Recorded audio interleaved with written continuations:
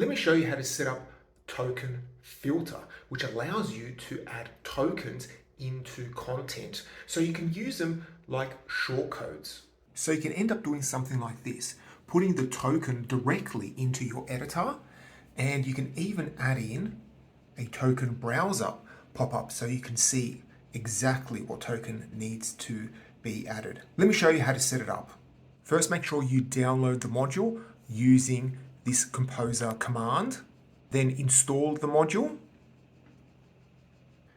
Once you've installed the module, go ahead and edit your text format. So go to configuration, text formats, and let's go ahead and modify basic HTML. And all you need to do is scroll down to enabled filters and find this replace global and entity tokens with their values. If you can't see this filter, make sure you've installed the module.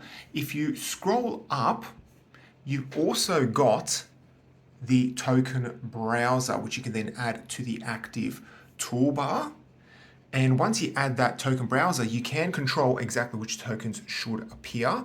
And then if you scroll down, you may have to adjust the ordering of the filter depending on how complex your text formats are. And then if you scroll a bit further down, you do have one option for this filter, which is replace empty values. So once it's all set up, click on Save Configuration, then go onto a page and you should see the token browser. If you click on it, it will display all the tokens.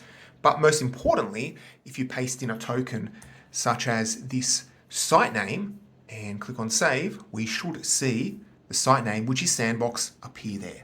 So that is how you set up token filter.